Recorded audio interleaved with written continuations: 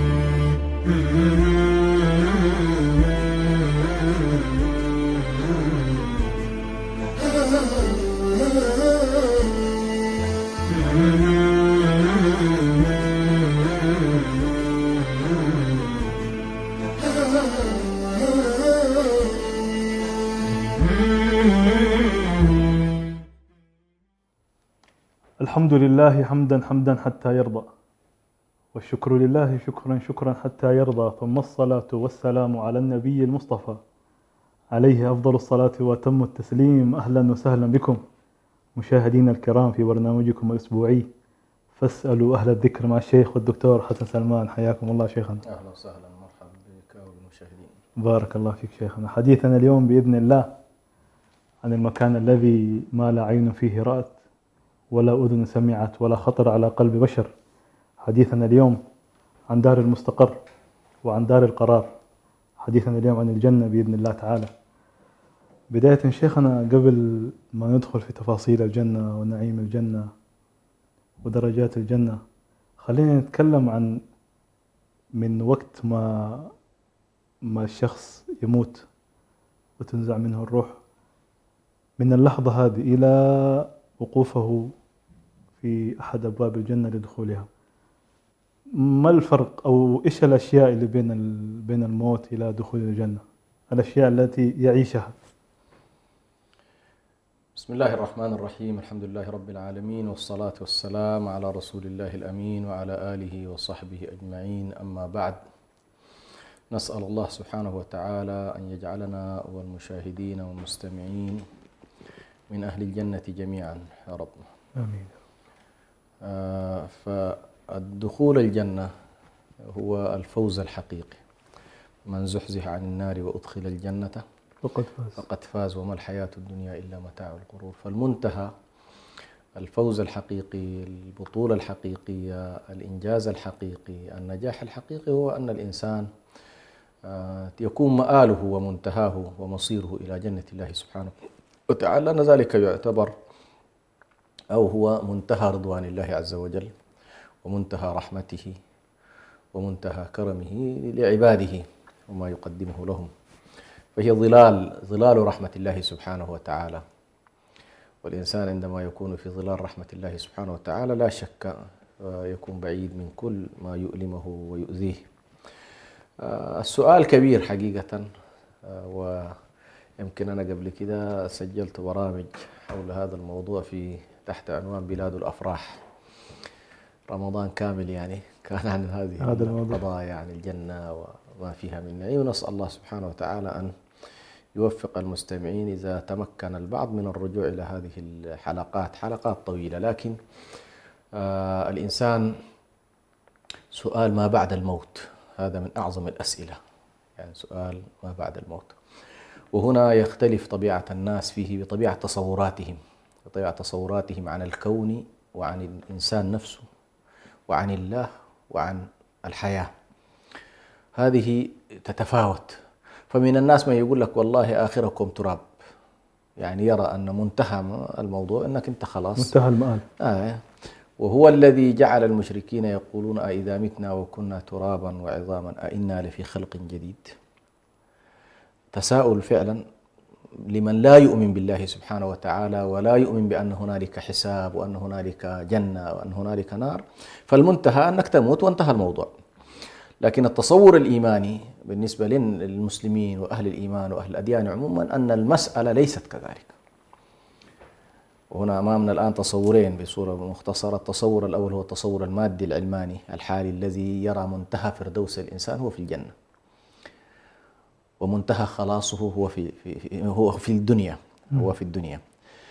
فمثلا كانت العقيدة المسيحية عندهم تؤمن بالخلاص، أن الإنسان الخلاص الأخروي، لكن هم أخذوا فكرة الخلاص ونادوا بالعلمنة، والعلمنة فصل الدين عن الحياة أو فصل الدين عن الدنيا، وبالتالي نحوا شيء اسمه الآخرة وجعلوا كل شيء هو إيه؟ دنيا. هو في الدنيا. فجنتهم في دنياهم، فصراعهم من أجل المتعة في الدنيا، من أجل اللذة في الدنيا. لماذا؟ لأنه لا يرى بأن هنالك جنة يمكن أن يقدم عليها، ولا أن هنالك نار يمكن أن ينتهي إليها. بالنسبة لنا أهم تصور هنا نريد أن نثبته في هذه الحلقة، أن التصور الإيماني يقوم بالنسبة للمسلم على فكرة أساسية جدا، وهي توحيد الله سبحانه وتعالى والاستخلاف في الأرض. والاستخلاف في الأرض. الاستخلاف في الأرض يعني أنت لك رب خلقك، ولك رب أعدك، ولك رب أمدك، ولك رب كلفك بتكاليف معينة، ثم نفس هذا الرب قال لك بأن هنالك يوم ستنتهي إليه الأمور كلها، وأحاسبك على ما فعلت في دار الاستخلاف. فأنت نزلت إلى هذه الأرض مستخلف وفيها تكليف. يعني الدنيا هي دار إيه؟ دار ابتلاء ودار استخلاف وفيها مكنة. يعني الله سبحانه مقابل هذا الاستخلاف ومقابل طلب الله سبحانه وتعالى منك العبادة والعمران في هذه الأرض وطاعة الله عز وجل وفق الهدايات التي تأتيك من كتاب الله سبحانه أو من الرسالات.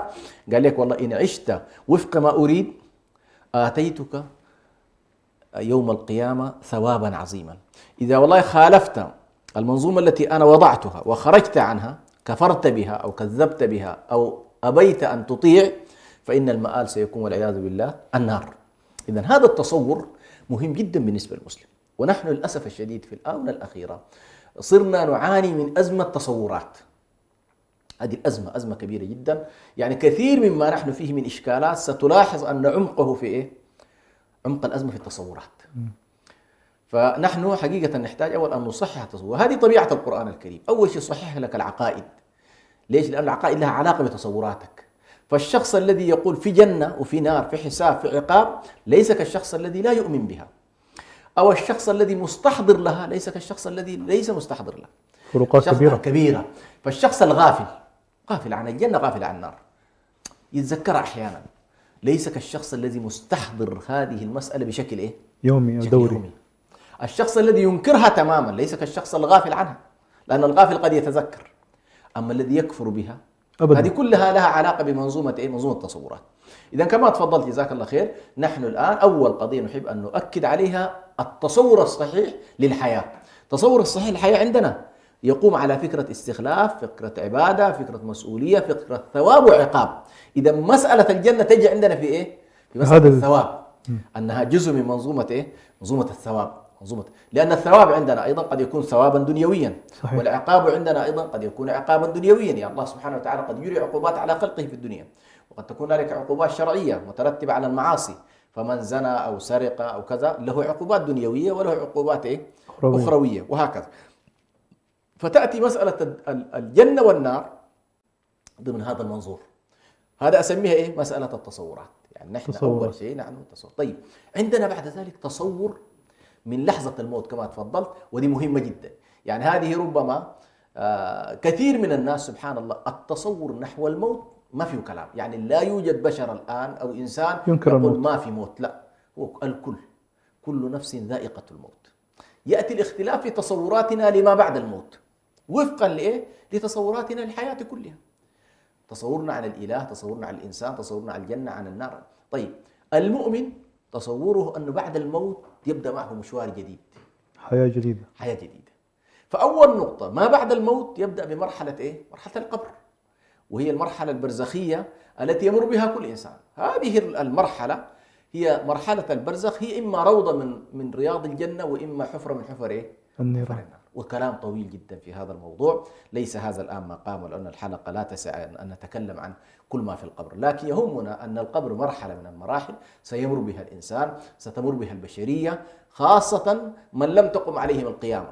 من تقم عليهم برضو عندهم مرحلة على كل يوم، لكن هذه الفترة كثير من الناس يعيشها وبناء على أعمالهم. فإما أن يكون صاحب عمل صالح تفتح له نافذة إلى الجنة ويقال له هذا مقعدك من الجنة، ويفتح له نافذة أخرى هذا مقعدك من النار لو كنت من أهلها، لكن هو الآن ستفتح له نافذة وهكذا. النار يعرضون عليها غدوا وعشيا ويوم القيامة أدخلوا آل فرعون أشد. فالعرض هذا موجود، العرض موجود أن أهل العذاب يعرضون على النار. هذا يعتبر نوع من أنواع العذاب في المرحلة البرزخية. ولذلك عثمان بن عفان رضي الله عنه كان إذا ذكر الجنة كان إذا ذكر القبر بكى. قيل له تذكر الجنة والنار ولا تبكي، تذكر القبر وتبكي، فيقول القبر إما روضة من رياض الجنة وإما حفرة من حفر، فمن نجا في القبر فقد نجا ما بعد ذلك. في نظر عثمان رضي الله عنه بأن القبر هو الذي يحدد وضعك أنت مرحلة مصيرية. في هذه المرحلة تدرك تماما أنت إلى أين، من ربك، ما دينك، ما كتابك، ماذا تقول في الرجل الذي. فإن كانت الأجوبة هنا صحيحة أنت خلاص إن شاء الله. ثم ما بعد ذلك تأتي طبعا القيامة، اللي هي النفخة الأولى التي يموت فيها كل الأحياء، النفخة الثانية التي يحيا فيها الأحياء. كل الأحياء، يحيي جميع الأحياء. طيب، وهنا تأتي الناس بعد كده إلى المحشر وإلى الموقف بين يدي الله سبحانه وتعالى. وهنا تدنو الشمس في الموقف، طبعا تدنو الشمس من رؤوس العباد مقدار ميل. والميل هل هو الميل الذي فيه ميل الكحل أم ميل المسافة؟ على كل النبي صلى الله عليه وسلم قال مقدار ميل. وهنا طبعا الناس سبحان الله بأعمالهم، فمن الناس من لا يرون هذا الموقف شيئا. لماذا؟ لأن الله يظلهم بظلاله، ونسأل الله سبحانه وتعالى أن يجعلنا من أهل ظله، 7 يظلهم الله بظله يوم لا ظل إلا ظله. ومن الناس والعياذ بالله من يغرق في عرقه، ومنهم من يكون إلى ركبتيه، ومنهم إلى صدره، ومنهم إلى يلجمه العرق إلجاما، ومنهم يغرق في ذنوبه ومعاصيه. هذا الموقف.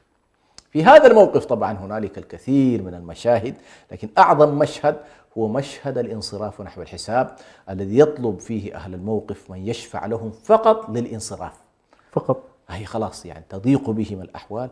وهذا اليوم نفسه يوم عظيم. كم المدة؟ إن يوما عند ربك 50,000 سنة. يعني اليوم عند الله سبحانه وتعالى، خاصة هذا اليوم، في يوم كان مقداره 50,000 سنة. طيب، هذا اليوم العظيم، يعني لاحظ أنت الآن نحن 70 سنة بنشوفها طويلة صح؟ يعني في أعمارنا، فما بالك بأن هنالك يوم عظيم جدا، يوم القيامة الذي. لكن سبحان الله أهل الموقف كما ذكرت منهم من يراه شيء بسيط جدا لما فيه من حضور نعيم الله لهم في هذا الموقف، استحضار الظلال، وأنهم لا يمرون بأذى ولا يمرون بحزن ولا يمرون بكآبة، لكنهم يمرون هنا طبعا يا أهل الموقف بالرسل، إبراهيم عليه السلام ونوح عليه السلام، وكلهم يقول نفسي نفسي، وآدم عليه السلام، ثم يأتون إلى رسول الله صلى الله عليه وسلم بإشارة الأنبياء السابقين بأنه اذهبوا إلى محمد عليه الصلاة والسلام. وهنا تأتي الشفاعة الكبرى. هذه الشفاعة التي تسمى الشفاعة الكبرى هي شفاعة الانصراف من الموقف، وهي ليست إلا لرسول الله صلى الله عليه وسلم فقط. هنا الناس ليحاسبون، يعني الناس يريدون الحساب. الشفاعة هنا فقط للانصراف من الموقف، الانصراف من الموقف العظيم الذي بلغ فيه الناس مبلغا عظيما، وبالتالي يود الناس أنهم يحاسبون فيذهبون إلى الحساب. وهنا طبعا تنصب الموازين، والله سبحانه وتعالى سريع الحساب. يعني علينا أن لا نتصور بأن الله سبحانه وتعالى هذه المليارات من البشر يعني تستقرقه في وقت، لا، الأمر ليس كذلك. الله سبحانه وتعالى سريع الحساب، وكل أهل الموقف يمكن أن يجري لهم الحساب في لحظة، في لمحة بصر. ليست الأمر بالنسبة لله سبحانه وتعالى شيئا مكلفا.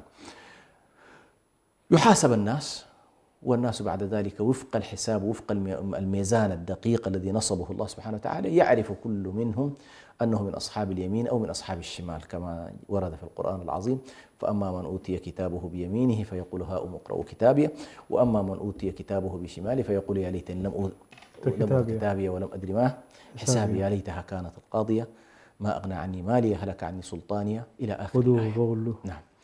إذن بعد ذلك طبعا خلاص كل عرف مكانه من أهل اليمين وأهل الشمال، ثم بعد ذلك ينصرف الناس إلى عبر الصراط. كل الناس يمرون عبر هذا الصراط، وإن منكم إلا والصراط منصوب على جهنم، والصراط منصوب على جهنم، فيمرون بهذا الطريق، هذا الطريق الذي جعله الله سبحانه وتعالى محكوما على الكل، وإن منكم إلا واردها كان على ربك حتما مقضيا. فيمر الناس من الصراط. والصراط فوق جهنم؟ الصراط على جهنم، على جهنم. أيوة، يمر عليها. فمن الناس من يمر على هذا الصراط كالبرق، ومنهم من يمر عليه كلمح البصر، ومنهم من يمر عليه كأسرع فرس، ومنهم من يحبو حبوا، يعني زي ما يقول بلطيف، ومنهم من يطيح والعياذ بالله. تأخذه الكلاكيب تعالى. أي نسأل الله عز وجل أن ينجينا من هذا الموقف العظيم. على كل بعد ذلك، هنا الآن أهل النار خلاص دخلوا النار، وأهل الجنة عبروا إلى هنا الطرف نقطة الآخر. شيخنا. نعم. وقت الصراط، وقت عبور الصراط، أهل النار ما يعدوا الصراط، صح؟ يطيحوا في النار. لا يعدون. نعم. لا يعدون. أهل الجنة يعبروا، فإذا عبروا إلى الطرف الآخر، عبروا إلى الطرف الآخر، هنا طبعا يفوجون أفواج. والتفويج هو عبارة عن جماعات، وكأنما والله أعلم أن هذا التفويج بناء على الأعمال. طبعا الرسل والأنبياء يمكن أن يفوجون معا، والمجاهدون قد يفوجون معا، والصادقين أهل الصدق الصديقين قد يفوجون معا، والصالحين يفوجون، وهكذا. لماذا؟ لأن هنالك بعد ذلك ستأتينا قضية الأبواب، أبواب الجنة التي على كل. الله سبحانه وتعالى يقول: وسيق أهل الجنة وسيق الذين اتقوا إلى الجنة زمرا حتى إذا جاءوها وفتحت أبوابها وقال لهم خزنتها سلام عليكم طبتم فادخلوها خالدين. فكلمة طبتم دي سبحان الله فيها طبعا مداخل عجيبة جدا، لأنه لا يدخل الجنة إلا طيبا، وواحدة من عوامل التطيب النار. طبعا هذه تمحيص. أي يعني عندنا 10 عناصر تطيب تقريبا: التوبة والاستغفار، الحسنات الماحية، المصائب المكفرة، القبر وعذابه، دعاء المسلمين، صلواتهم عليه، كذا، الموقف العظيم، إلى آخر مطيب هو إيه؟ طبتم. هذه الأخيرة جهنم والعياذ بالله. يعني بعض الناس لن يدخل إلى الجنة إلا وقد مر إيه؟ بجهنم وعذب فيها، أو بالنار وعذب فيها. لكن هنا الشاهد أنكم طبتم. فطبعا نحن هنا نرسل رسالة أنك أيها المسلم الكريم عليك أن تطيب نفسك، تطيب نفسك. فإذا طابت النفس في الدنيا ما احتاجت إلى عذاب الله في الآخرة. إذا طابت في الدنيا ما احتاجت، وصرت بطيبة نفسك من أهل إيه؟ الجنة. وهنا طيبة النفس لها أشياء كثيرة، لها أعمال قلبية، ولها أعمال لسانية، ولها أعمال في الجوارح. يعني كيف يطيب إيه؟ يطيب الإنسان. كيف يطيب الإنسان بالإيمان بالله، كيف يطيب الإنسان بالأعمال الصالحة، كيف يطيب الإنسان بترك المحرمات، كيف يطيب الإنسان بترك الكبائر، وهكذا. المهم طبتم فادخلوها خالدين. بعد ذلك تأتي قضية. فالناس على كل يدخلون إلى الجنة من هنا. دي باختصار شديد جدا من لحظة الموت إلى دخول الجنة إن شاء الله. بارك الله فيك شيخنا. بطبيعة الحال شيخنا ذكرت أنه يوجد ناس يدخلون النار تمحيصا لذنوبهم وتكفيرا لها. بس يعني أبغى المشاهد يتصور معي إذا كان الشخص هذا دخل النار وعذب، خلينا نقول آخر من يدخل الجنة، نعم، ما هو نعيمه؟ يا سلام. طبعا سبحان الله، يعني آخر من يدخل الجنة هذا شيء سبحان الله عجيب. يعني حكى النبي صلى الله عليه وسلم أو أخبر النبي عليه الصلاة والسلام عن آخر من يدخل الجنة. طبعا في يعني عدة أحاديث، لكن سبحان الله حديث المشهور. شخص حديث المشهور. أيوة، شخص يقول لله تبارك وتعالى: يا ربي أخرجني من الجنة أخرجني من النار لا أسألك غيره. فيقول له: ويلك إن أخرجتك أو تسألني غيره. فيقول الله: يا ربي لا أسألك غيره. بس فيخرجه من النار ولكن وجهه نحوها، فيقول: يا ربي ولي وجهي عن النار لا أسألك غيره. فيقول: يا ابن آدم إن فعلت لك ذلك تسأل. الحديث طبعا فيه سبحان الله لطيفة جميلة جدا، حوار بين عبد وربه في لحظات صعبة جدا ويريد أن ينتقل، ولكن المهم فيها أنه لا يقطع الأمل من ربي. فيقول: يا ربي قربني من الجنة، اجعلني على أبوابها لا أسألك غيره. ثم أخيرا يقول الله سبحانه وتعالى له ادخل، فيدخل فيقول يا ربي وجدتها ملأى، جنة ملانة محجوزة، كل واحد صاحب بيت وهو إيه داخل آخر واحد. فيقول له الله سبحانه وتعالى هل، يعني معنى الحديث الآن لا يحضر لك، هل يكفيك أن أعطيك الدنيا و10 أمثالها؟ الدنيا إيه؟ بنعيم الدنيا و10 أمثالها. يعني الآن الصور نحن كثير من الناس يتطلع إلى نعيم واحد من الملوك، يقول لك والله أنا لو كنت زي فلان، مثل واحد من زي قثرة مثلا. فما بالك الله يقول له الدنيا و10، فيقول له أتهزأ بي وأنت رب العالمين. انظر سبحان الله. يعني طبعا هذا الحديث والله أعلم، يعني أظنه قال فضحك النبي صلى الله عليه وسلم حتى بدت نواجزه، وضحك راوي الحديث حتى بدت نواجزه، أبو سعيد أظنه الخدري، ونحن أيضا نضحك حتى تبدو نواجزنا هكذا. فانظر سبحان الله، ما مصدق. هذا لأن آخر واحد دخلت الجنة، تصور هذا آخر واحد وخارج من النار، هذا آخر واحد خارج.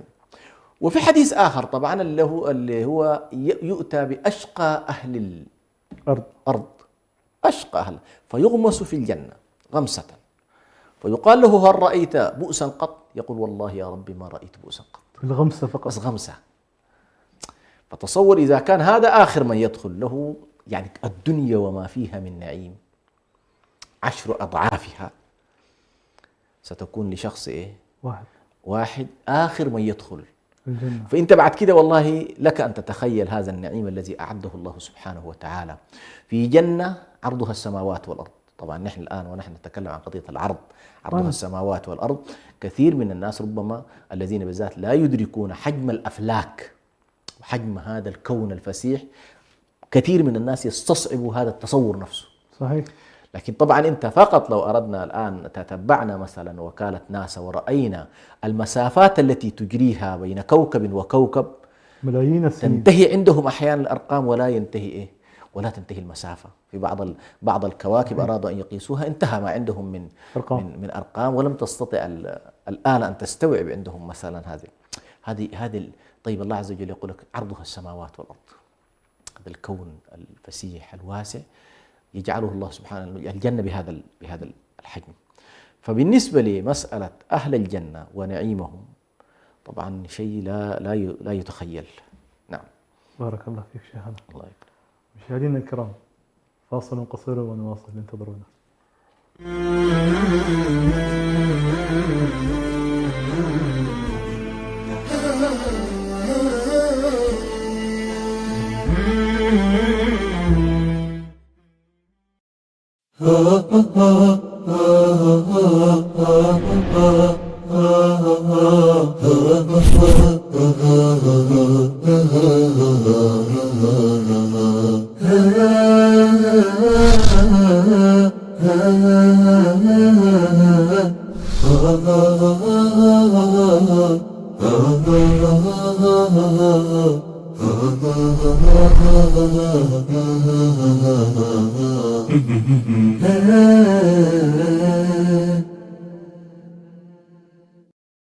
أعزائنا المشاهدين، يمكنكم الآن متابعة بث قناة سلام الفضائية عبر قمر سهيل سات على الترددات التالية: اسم القناة سلام تي في، القمر سهيل سات 2، التردد 11310 في، معدل الترميز 30000.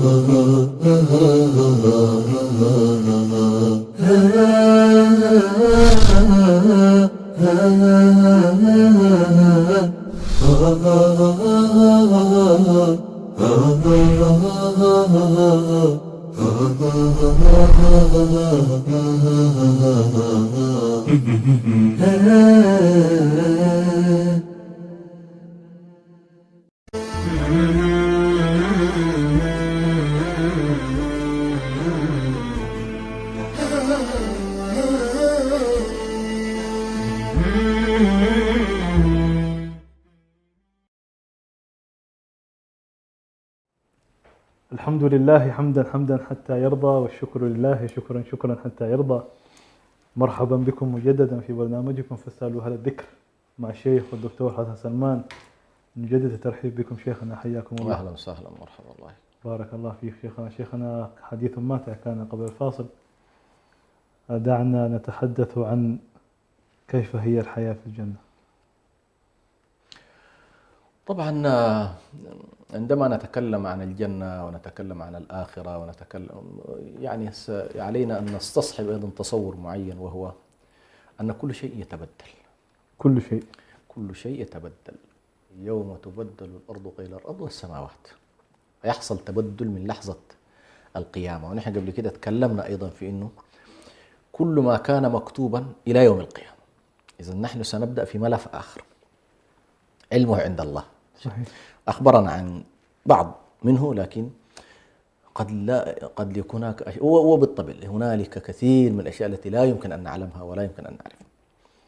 فسيحصل تبدل في عنصر الزمن، لأن الزمن الذي نحن فيه الآن مرتبط بدوران الأرض بالشمس، مش كده؟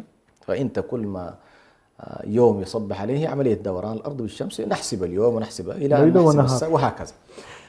فعندما يحصل التبدل الأخروي وندخل إلى عالم آخر، فأول نقطة علينا أن نتصورها بأن عنصر الزمن هناك سيكون سيكون مختلفا، وعنصر المكان أيضا سيكون يكون مختلفا. دي نقطة مهمة جدا. حياة أهل الجنة وما أخبرنا الله سبحانه وتعالى عنه في هذه الدنيا كله كما يقول النبي صلى الله عليه وسلم أسماء. يعني الله سبحانه وتعالى أخبرنا عن الأكل في الجنة، أخبرنا عن الشرب في الجنة، أخبرنا عن الحور في الجنة، أخبرنا أشياء كثيرة جدا، لكن كل ذلك فقط من باب التقريب. لكن الجنة كما أخبر النبي صلى الله عليه وسلم فيها ما لا عين رأت ولا أذن سمعت ولا خطر على قلب بشر نهائي، لم يخطر على قلبي. طيب إيش يا رب هذا؟ والله هذا من باب إنك أنت على الأقل تفهم إيش الموجود، تقريب التصور. أنا أقول لك موز تفهم موز، أقول لك والله خروف بتفهم خروف، أقول لك والله أنهار من ماء، أنهار من لبن، أنهار من عسل، أنهار من خمر. لكن كل ذلك يجب أن لا تتصور أن الخمرة التي في طبعا هذه المسألة سبحان الله تجعلني أعود مرة أخرى إلى دروسنا في العقيدة. إذا كان والله موضوع الجنة هو بهذا الشكل، فكيف موضوع الذات الإلهية؟ يعني بس من باب التصور. يعني ليش الناس بتمشي في اتجاه التشبيه؟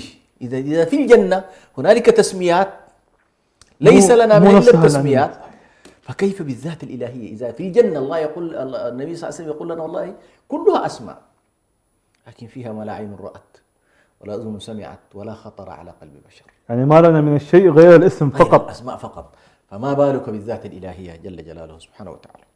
طيب الحياة في الجنة أول نقطة علينا أن نتصور أنها حياة أبدية.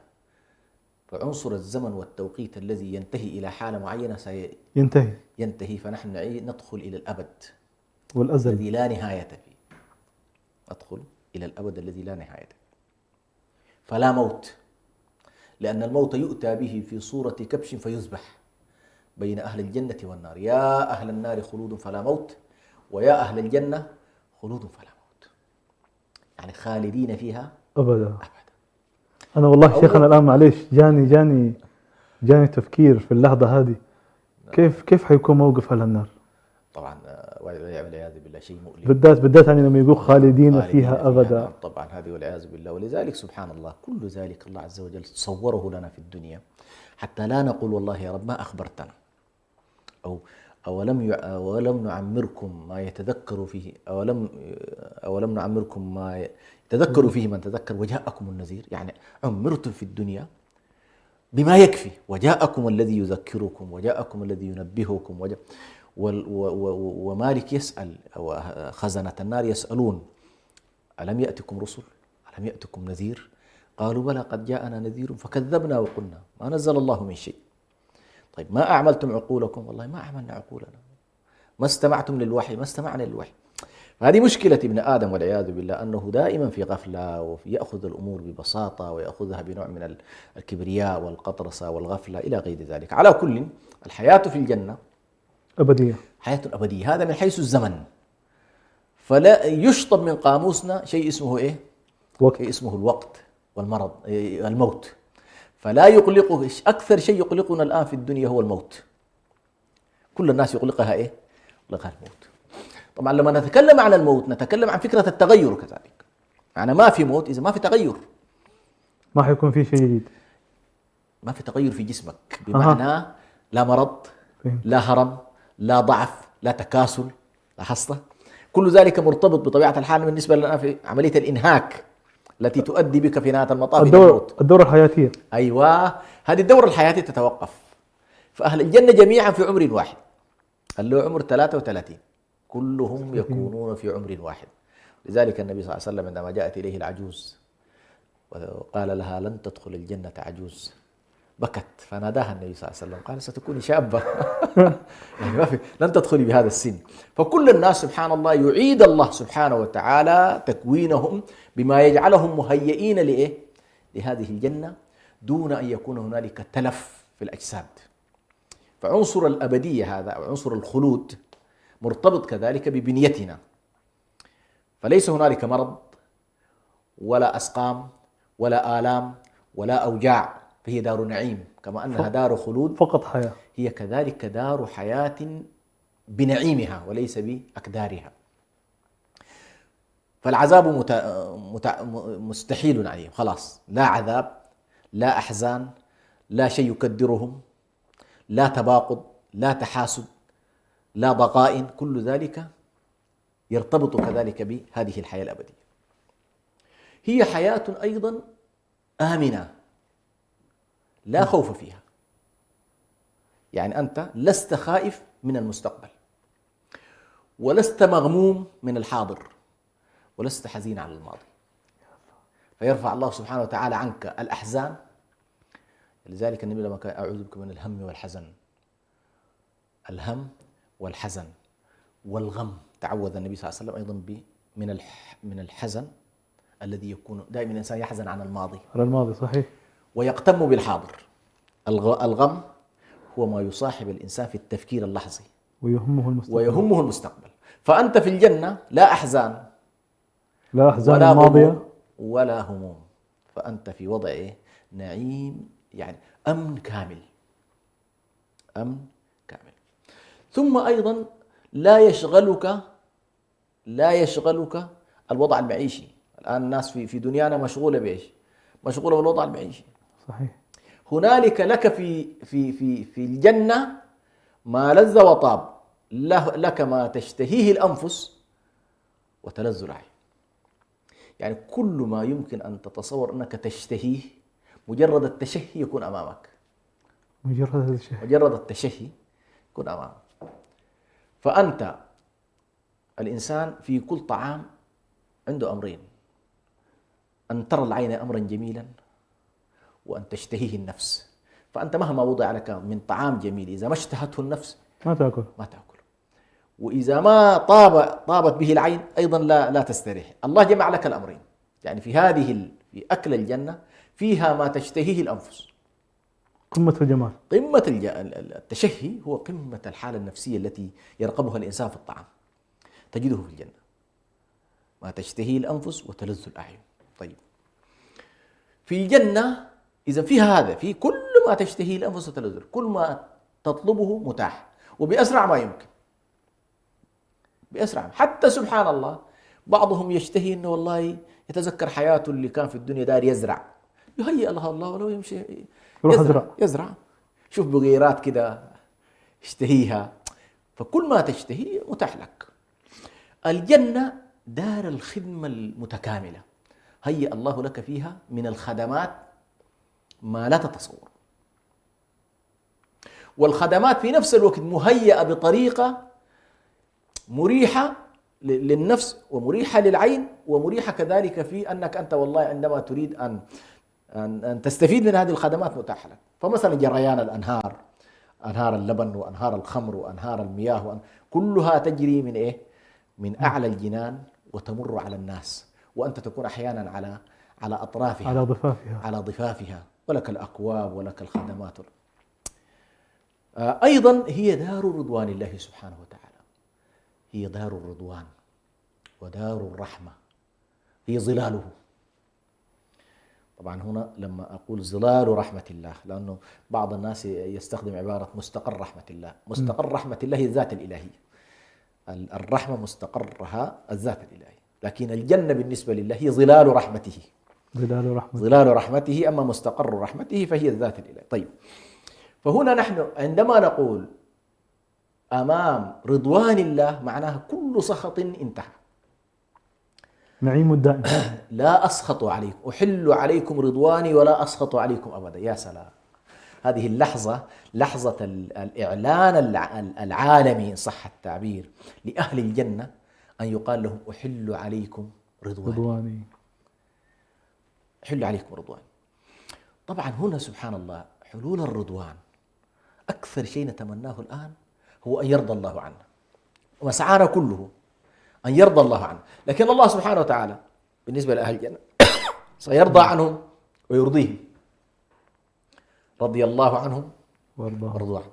طيب، كيف يرضينا الله سبحانه وتعالى؟ يقول اطلبوا ما شئتم مجاب. ثم سبحان الله هنالك نقطة حتى لا نأخذ الوقت كله في هذه الفقرة، عندما يتنعمون ويأكلون ويشربون ويتلذذون بنسائهم إلى غير ذلك، أهل الجنة في شغل فاكهون. شغل فاكهون، هذا الانشغال العظيم سبحان لك أن تتصور عندما يقول لك والله أهل الجنة مشغولين بالنعيم، شغولين بالنعيم، شغل فاكهون. ثم تأتي لحظة من اللحظات والله سبحانه وتعالى يقول لهم ناقصكم شيء.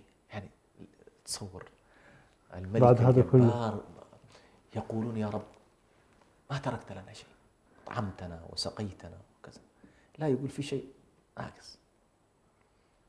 قالوا والله يا رب ما في شيء. فهنا تأتي سبحان الله مسألة تنسيهم كل ما فيه من نعيم ويرونه لا شيء. هو كذلك، ما هو؟ رؤية الله سبحانه وتعالى التي هي قمة العذاب بالنسبة للكافرين. كلا إنهم عن ربهم يومئذ لمحجوبون. والله لو لم يكن لأهل النار إلا الحجب عن الله لكفاهم عذابا في ذلك اليوم.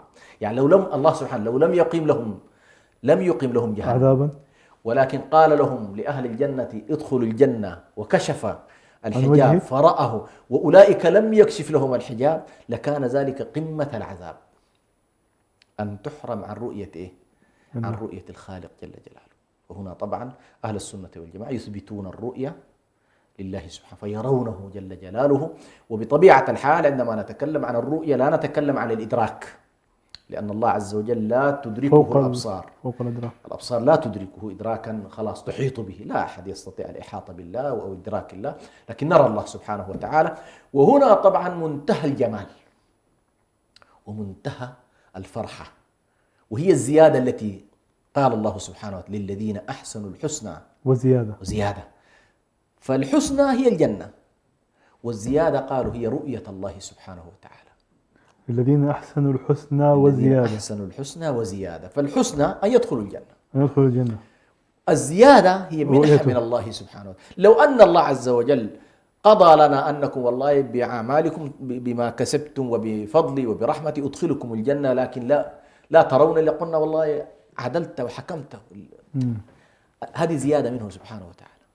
وإلا لو حرمنا من ذلك لا أحد يسأله، يفعل ما يريد جل جلاله. لكن قال لكم أيضا وزيادة أنكم ترون الله سبحانه وتعالى. والأحاديث طبعا متواترة في ذلك كثيرة جدا. النبي صلى الله عليه وسلم إنكم ترون ربكم كما ترون القمر ليلة البدر. فهذه طبعا بالنسبة لحياة أهل الجنة. وفيها طبعا من ضمن حياة أهل الجنة التزاور فيما بينهم، الجلسات الجماعية، هنالك سوق يسمى سوق الجمعة، هنالك اللقاء الذي يكون مع الله سبحانه وتعالى، فهنالك لقاء أهل الجنة بربهم. يعني هذه كلها طبعا الحياة في الجنة حقيقة حياة يتمناها كل إنسان، ونسأل الله سبحانه وتعالى أن يجعلنا من أهلها جل جلاله. اللهم آمين يا رب. شيخنا تجاوزنا في تكلمنا عن ما بعد الموت، وتكلمنا عن الصراط، وتكلمنا عن كل شيء إلى ما قبل يعني تكلمنا إلى الجنة. أيوة يعني إلين ما قبل دخول الجنة عند الأبواب. نعم. يعني تجاوزنا النقطة هذه وتكلمنا عن داخل الجنة وما تكلمنا عن الأبواب. نعم. وتقسيم الأبواب ومن هم هنا ومن هم هنا. طبعا أول بالنسبة لمسألة الأبواب، الله سبحانه وتعالى يعني جعل للنار 7 أبواب، لها 7 أبواب، لكل باب منهم جزء مقسوم. جزء مقسوم. يعني الأبواب مقسمة بحسب كذلك الجنة لها 8 أبواب. 8. أي. وطبعا حكمة الله اقتضت دائما أن تكون رحمة الله غالبة لإيه؟ لغضبه وسخطه. فإذا كان أبواب الجنة أبواب النار 7 فأبواب الجنة إيه؟ 8. فالجنة لها 8 أبواب، لها 8 أبواب يدخل الناس منها. هذه ال8 أبواب من الناس من ينادى بجميع هذه الأبواب، من جميع كما قال النبي صلى الله عليه وسلم. أي. ومنه أبو بكر رضي الله عنه. ما شاء الله. وكثير من الناس ينادى من هذه الأبواب 8 ادخل من أيها شئت. إيش الدرجة اللي يكون وصلها الشخص هذا خلاص، هذا عبارة عن شخص استغرقته الأعمال الأخروية، فهو تبارك الله من أهل الإيمان ومن أهل الصلاة ومن أهل الزكاة والصدقة ومن أهل الصيام ومن أهل الذكر ومن أهل التوكل، من هو ما شاء الله عليه أوتي. يبقى هنالك سؤال قبل أن ندخل في التفاصيل، هنالك سؤال: هل والله الأعمال تستغرقها 8 أبواب؟ نقول لا تستغرق، لكن بطبيعة الحال ستكون جزء كبير من هذه الأبواب، جزء كبير من الأعمال التي نحن نسميها الآن أعمال متنوعة في تسمياتنا، قد تدمج مع بعضها البعض، فيكون مثلا هنالك باب اسمه باب الجهاد. ربما هذا الباب يدخل فيه أهل الأمر بالمعروف والنهي عن المنكر والجهاد في سبيل الله والحج، لأن كل هذا يطلق عليه جهاد. أي الحج سماه النبي صلى الله عليه وسلم جهاد، جهاد لا قتال. قد يكون باب الحج ما ذكر باب للحج، لكن هذا الباب قد يكون من ضمن إيه؟ أبواب الجهاد. طيب نأتي إلى مسألة الأبواب وتسمياتها. هذه 8 أبواب، هنالك 4 أبواب يعني متفقين عليها العلماء، وال3 هي محل الخلاف. ال4 التي تم الاتفاق عليها: الباب الأول هو باب الصلاة.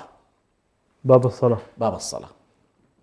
باب الصلاة هذا يمكن أن نعتبره الباب الذي فيه جزء كبير من حقوق الله جل جلاله. باب الصلاة من ضمن باب الصلاة. باب الصلاة هذا أعظم باب بالنسبة لحقوق الله جل جلاله، لأنه قد يكون في هذا الباب تحديدا يدخل أيضا أهل التوحيد ضمن باب الصلاة، لأنه له علاقة بالله عز وجل. ممكن نقول شيخنا يعني مربوط بحقوق الله، لأنه الله الصلة هي أوجب الصلاة. الصلاة من أعظم حقوق الله، وأنه الحد ما بين الكافر والمؤمن. نعم، هي حد بين الكافر والمؤمن، لكن هي الصلاة قمة حقوق الله، والزكاة قمة حقوق البشرية. البشر. طيب، لأنه عندنا الآن باب آخر اسمه باب الصدقة. فهنا يعني أنا أميل عموما إلى بعضهم ذكر باب الذكر، أنا أقول باب الذكر هو مع باب الصلاة. لأن الصلاة من أعظم أنواع الذكر، مش كده؟ إن الصلاة تنهى عن الفحشاء والمنكر ولذكر الله أكبر، أي ما فيها من ذكر الله أكبر. طيب، إذن باب الصلاة وباب الذكر وكل هذا باب مرتبطة مع بعض، هذا باب متفق عليه. الباب الثاني هو باب الزكاة أو الصدقة. النبي صلى الله عليه وسلم ذكر هذا في حديث البخاري: فينادى أهل الصلاة من باب الصلاة، وينادى أهل الزكاة من باب الصدقة، وينادى أهل الصيام من باب الريان، وينادى أهل الجهاد من باب الجهاد. هذه ال4 أبواب تعتبر أبواب متفق عليها. باب الصلاة يدخل بها أهل الصلاة وأهل الذكر وغيره. باب الريان يدخل بها أهل الصيام فقط، الصائمون طبعا. ولما نقول يدخل أهل الصيام حتجينا طبعا كيف إنه والله الشخص ممكن يكون والله صاحب جهاد، ويمكن يكون صاحب صدقة، ممكن يكون هذا يمكن يدخل بكل الأبواب ينادى لكن دائما الحكم للغلبة. فأهل الصيام باب الريان غالبا يدخل به من اشتهر بإيه؟ بالصيام فرضا ونافلة. وغالبا يكثر النوافل في ذلك، فكل ما أكثر النوافل دخل بباب إيه؟ باب الريان. يدخل كذلك أهل الصدقة بهذا الباب، هنا بباب آخر اسمه باب الصدقة. ويدخل أهل الجهاد بباب إيه؟ الجهاد. لاحظ الآن عندنا باب الصلاة حقوق الله تعالى، باب الزكاة حقوق الآدميين، باب الجهاد هو باب الوسائل، الأمر بالمعروف والنهي عن المنكر، الجهاد في سبيل الله، كل هذا باب فيه أيضا مجموعة من الأعمال التي فيها فروض الكفايات. صحيح. مش كده؟ عندنا باب الريان اللي هو باب تعبدي متعلق بمسألة الصوم، ولكن خلينا نقول برضو الامتناع عن الشهوات. فربما كثير من الأحكام التي لها علاقة بالامتناع عن الشهوات وقضايا المراقبة والتخفي في الأمور سنجده ضمن باب إيه؟ باب الريان. هذه 4 أبواب شبه متفق عليه. هنالك باب آخر اسمه باب التوبة. باب التوبة. باب التوبة. وباب التوبة النبي صلى الله عليه وسلم ذكره في حديث، قال إن للجنة 8 أبواب، 7 مغلقة، والباب الوحيد المفتوح الآن هو باب التوبة. فأثبت أن 7 مغلقة. أي حاليا يقول باب التوبة فيها إيه؟ مفتوحة. لاحظ هذه طبعا من فضل الله على الناس، إنه والله هذا الباب كأنما أراد الله حتى في هذه الدنيا أن لا يكون هذا الباب مغلقا، لأنه الباب الأعظم الذي يلج منه الناس إلى بقية الأبواب. صحيح. طيب عندنا باب أيضا اسمه باب بر الوالدين. في باب بر الوالدين، وفي باب اسمه الباب الأيمن. الباب الأيمن وهو باب المتوكلين. باب المتوكلين اللي النبي صلى الله عليه وسلم قال هنالك 70,000 من أمته عليه الصلاة والسلام يدخلون الجنة بلا حساب ولا عقاب، يقال لهم ادخلوا بالباب الأيمن. هذا الباب اسمه الباب الأيمن، يدخل به الجماعة بتاعين إيه؟ متوكلين، اللي هو 70,000. 70,000 قبل أن يقفوا بالموقف هذول طبعا إيه؟ اللي قال عكاشة رضي الله اجعلني منهم يا رسول، قال أنت منهم. هذول يدخلون بباب اسمه الباب الأيمن، أيمن الجنة، كأنما الباب أيمن الجنة. صاحب القصة المشهورة سبقك بها عكاشة. نعم. وباب البر الوالدين النبي صلى الله عليه وسلم ذكره في حديث يقول إن يعني من كان على معنى الحديث من بر بوالديه فإنه يقال ادخل من أوسط أبواب الجنة. أوسط أبواب الجنة. فأوسط أبواب الجنة ذكره النبي صلى الله عليه وسلم. على كل هذه الأبواب ال3 حصل فيها اختلافات حسب الروايات، لكن الإمام ابن حجر عليه رحمة الله ذكر مسألة مهمة جدا في هذه الأبواب، واستحسنه كذلك بعض المعاصرين، وهو أن هذه الأبواب الكبيرة لا يستبعد أن تكون في داخلها أبواب صغيرة. يعني باب الصلاة كبوابة كبيرة يمكن أن تكون في داخلها أيضا إيه؟ أبواب كثيرة جدا لها علاقة بمن يدخلون بباب الصلاة. صحيح. باب الريان يمكن أيضا أن يكون فيه مجموعة وهكذا. يقول هذا هو الذي يستوعب الأعمال. هي 7 هي 8 وتوزع عليها إيه؟ أعمال الذين يدخلون جنة الله سبحانه وتعالى. بارك الله فيك شيخنا سؤال أخير بتفصيل شديد. جاني سؤال شيخنا. تفصيل ولا باختصار؟ يعني بتفصيل بسيط. كنا نتكلم في الحلقات الماضية عن موضوع القدر. نعم. وعن موضوع إنه الإنسان مسير أم مخير. وذكرت الآن إنه 7 أبواب يدخل من أيها شاء. نعم. فهل دخوله لهذه الأبواب برضو إنه هو مسجل ومقيد في اللوح مكتوب؟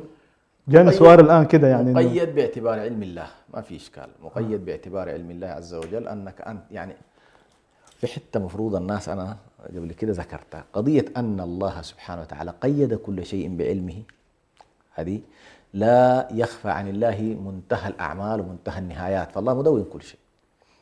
لكن أنت بالنسبة لك هذا غير معلوم، فستعمل بقدر ما نشوف. أيوة. فسيكون بعلم الله مكتوب أنك أنت بأي الأبواب ستدخل، ما يحتاج أنا. فهمت؟ بعلم الله ما تحتاج أن الله كاتب كل شيء، لكن أنت عمليا ستدخل بما اجتهدت وبما كسبت وبما عملت، ستدخل بالباب الذي يسر لك. بارك الله فيك شيخنا. مشاهدينا الكرام، إلى هنا نكون قد وصلنا إلى نهاية حلقة هذا اليوم. انتظرونا في حلقات قادمة، وفي الختام دائما نقول: اللهم كن معنا حين يحضر الكل، وكن معنا حين يذهب الكل، أنت ولينا ولا ولي لنا غيرك. دمتم سالمين.